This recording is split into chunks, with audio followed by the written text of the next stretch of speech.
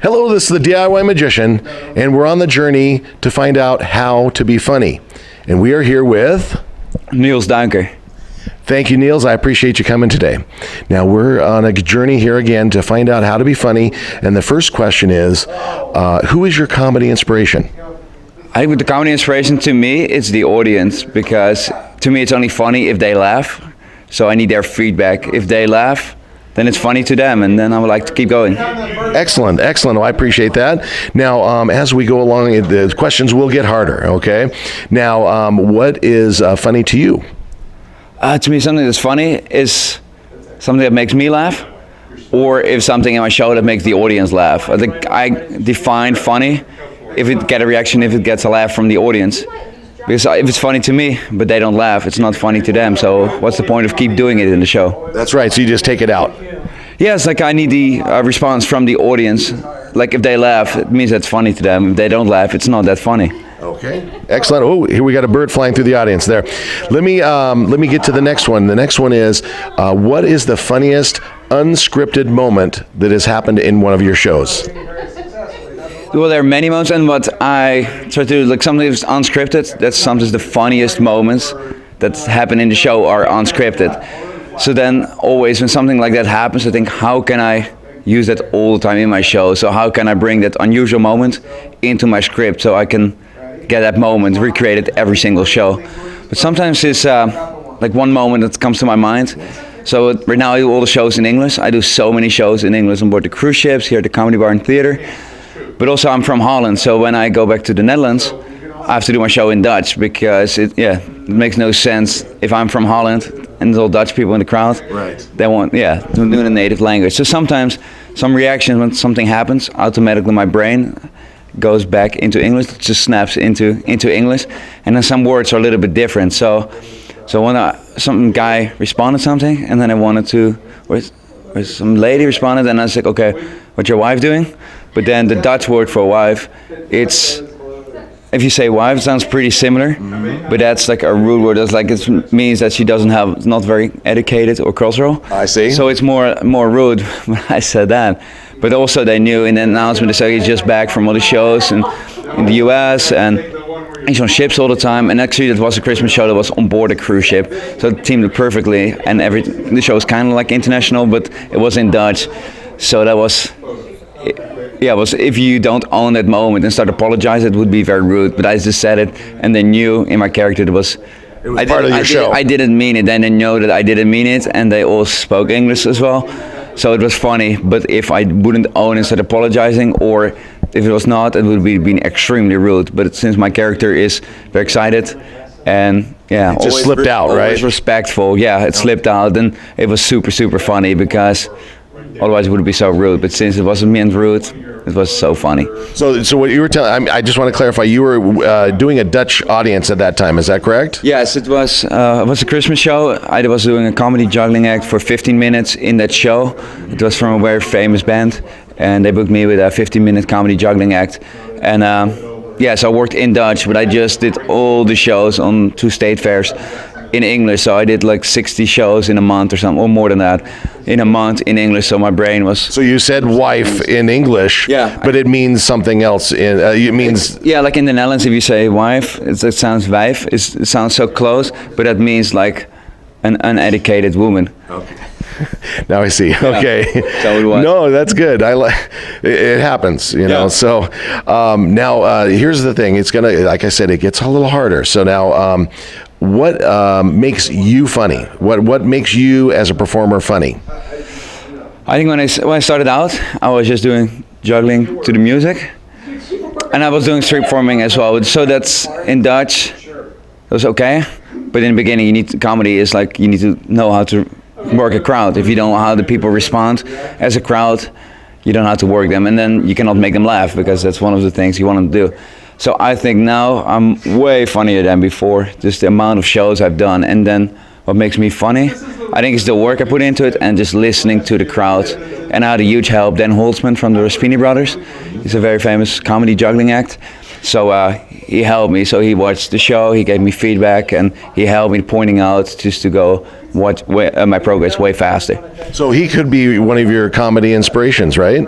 From the original question. What was his name again? Dan Holtzman, the Spini Brothers. Yeah, so the inspiration is like the crowd, but he helped me bring it out. So he's more like my comedy mentor. That's good. That's good. I like that.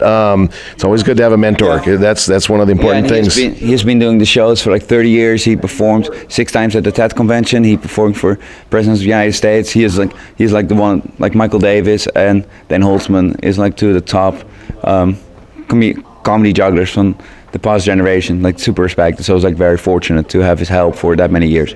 That's very good. I like that. I like that. It's nice when somebody from a former generation or previous generation helps us out. So that's good. I like that.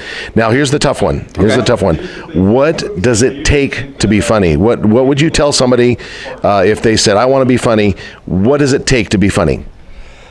The willingness to listen to the crowd, because always you have your character, like your everyday, like your how you are in life, and then there's a couple aspects of it that is more appealing to a crowd, or if you just like in a normal conversation that people react to, that make them laugh. So those are the aspects that are funny to you in your persona. So if you blow those up, make them bigger in a performance situation, then you get more of your funny out. And then if you listen to the crowd till they respond, they will give you the feedback what part of your persona to blow up more and what just to more in the background, because it's not that interesting to the crowd. So in future performances you would use their feedback and hyper your characters, is that what you're saying? Even the timing of a joke, like if you punctuate one word a little louder, sometimes it becomes funnier. So next time you punctuate that word again, and then if it doesn't work, you try again, and so you keep the pacing. Fine tune it until you get it perfect, and you do it every time, right? Yeah, that's so great now. Like right now I'm doing 12 shows a week at the Comedy Barn and do 2 acts per show very often. So it's like 24 times that you have to go out on per week. So and as a juggler, that's tough. It's not like doing a magic trick. You have to be good every time. Is that correct? Yeah, I think with juggling, what makes it difficult, like if you up to 3 drops, you can get away. If you're a comedy juggler, up to 3 drops, the first one you can play in persona, second one 2, third one you have to already. But like thereafter, it just becomes kind of like not embarrassing, but it kind of breaks the flow of your performance. Up to 3 is still fine, so you don't want to go over that. And then it's sometimes tough because if you're tired, like when I juggle like 7 or even 10 cups in the show, like it's so many objects that you have to see in a split second where they are. So it's like when you get tired, it's more easy to slip, especially 24 shows. It goes so sometimes that happens, but then stuff happens. But that's why you're the pro. So you have it. Now I want to tell the audience, you have records with the what's the Guinness World Records. How many of those do you have? 7 now. So I've set 7 Guinness World Records. And can you name those for me? I don't want to put you on the spot. I'm sorry. The one that I'm most proud of is I did 12 cups. So that's the most shaker cups ever juggled. And my other mentor, Freddie Kenton, he got me started at the shaker cups. So it's really cool. He did 8, and then John McPeak did 10. Was a good friend of mine too. He helped me as well. And now I did manage to do 12. So I have a record with that. Blindfolded juggling was my first one. So actually I like to set the records that I do in the show too, so then it's not just it helps with the show too. Instead of setting a record is fun, it's good for your promo, but I like to do it in the show too, so it goes a little deeper. So the blindfolded juggling, another record with behind the back juggling, shaker cups, roller bola. Yeah, at one point it's so many, and then with record setter, then the people can go there as well. So the Guinness World Records I also claim at recordsetter.com. So if they want to know everything, I got 16 there, and they can look at the list and the videos too of all those records. Excellent. Well, thank you very much, Niels. I appreciate you taking the time to teach us how to be funny. No, it's great. So once again, this is the DIY Magician. Until next time, how to be funny.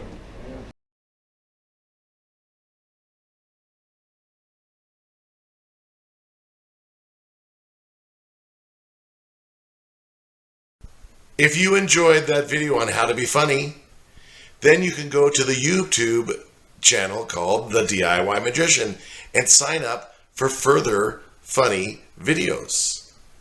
If you want to follow The DIY Magician, you can go to Facebook. And the Facebook page or group is The DIY Magician.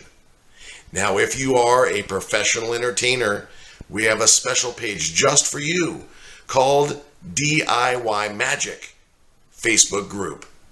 So come on along and join the journey on how to be funny. This is The DIY Magician. Until next time.